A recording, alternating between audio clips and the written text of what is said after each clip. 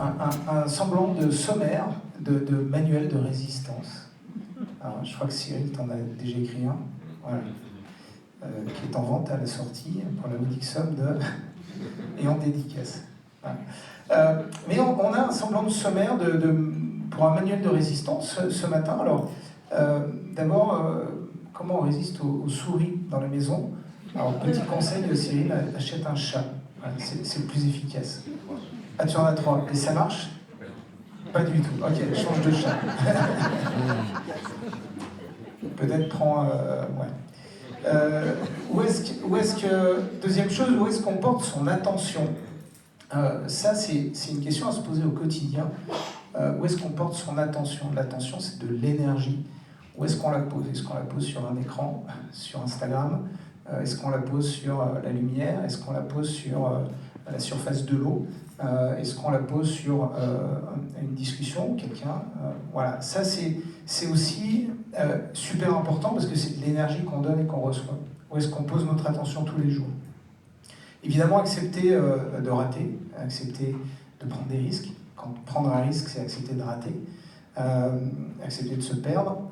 Prendre et perdre du temps, j'aime bien, c'est une espèce de quasi-homonymie. Prendre du temps et perdre du temps. On a beaucoup parlé aussi de l'intuition, de faire confiance à l'intuition, de se faire confiance, c'était une des dernières questions.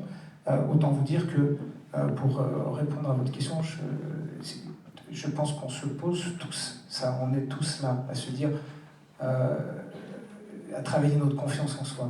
Et si on a des enfants, à faire en sorte que nos enfants aient le plus de confiance en soi, parce qu'on est déjà passé par là. Et j'anime des ateliers d'écriture, et c'est presque la chose la plus importante qu'on fait dans les ateliers d'écriture. On n'apprend pas à écrire, puisqu'on sait tous écrire. En revanche, on apprend, ou c'est ce que j'essaye de créer comme dynamique, on apprend à avoir confiance dans ce qu'on écrit. C'est le plus important. Ensuite, j'aime bien l'idée de, pour s'adapter aux circonstances, aux contraintes, aux difficultés, de danser avec. J'aime bien cette expression-là qui me vient d'un moniteur de parapente, un peu poète aussi, qui me dit « Guillaume, arrête de martyriser ta voile, de la tirer à droite, à gauche, de lui faire faire quelque chose qu'elle ne veut pas faire.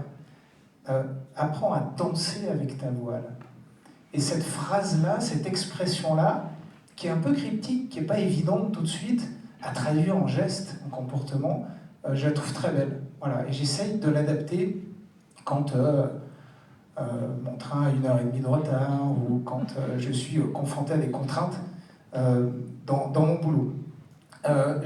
J'ai beaucoup aimé aussi le fait de se tresser avec d'autres. Merci Constance pour cette image, cette métaphore. Que je trouve à la fois belle et très activable au quotidien, se tresser avec les autres, tresser et non pas stresser. D'ailleurs, en anglais, le stress, c'est une force qui est appliquée sur un objet ou sur quelqu'un. Donc on pourrait s'y retrouver. Et puis, accepter de tresser aussi des éléments contradictoires, hein, c'est ce que tu as fait, Constance. Ça, c'est toujours extrêmement fertile.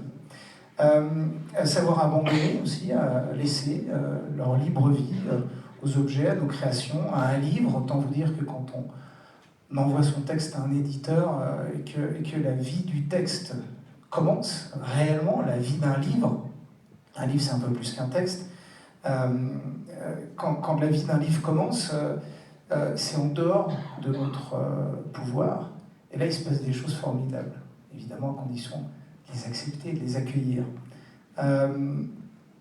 Écoutez la matière, alors on en a parlé aussi, ça c'est la matière, que ce soit du bois ou du plastique, quelle qu'elle soit, elle nous parle, elle nous dit des choses.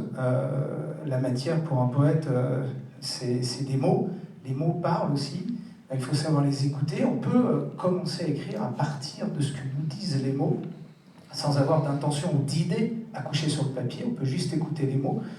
C'est souvent une façon de faire très poétique qui génère du sens. Et le grand traducteur de russe, André Markovitch, paraphrase Pouchkine en disant cette phrase que je trouve magnifique, le frisson vient au poète par le son. Le frisson vient au poète par le son. Et on pourra dire exactement la même chose quand on manipule n'importe quelle matière. Aller dans les interstices, ça c'est...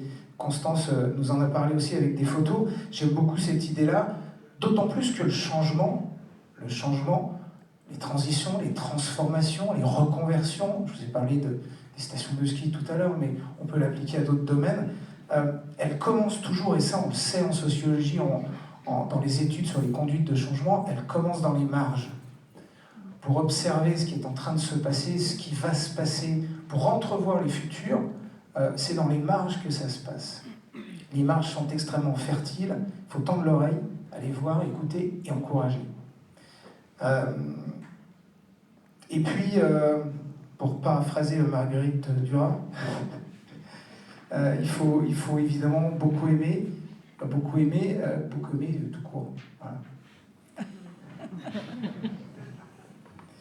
Et puis, le dernier chapitre de ce petit manuel de résistance, résister aussi, c'est aussi ne rien faire, c'est aussi être le pêcheur sur sa plage avec son filet, prend le soleil, fume une cigarette, et c'est aussi c'est un magnifique objet de design. C'est aussi prendre le temps d'aller cueillir des mûres, d'aller se piquer les doigts dans les buissons. Et c'est aussi ça, une forme de résistance. Voilà, merci beaucoup. Et merci à vous.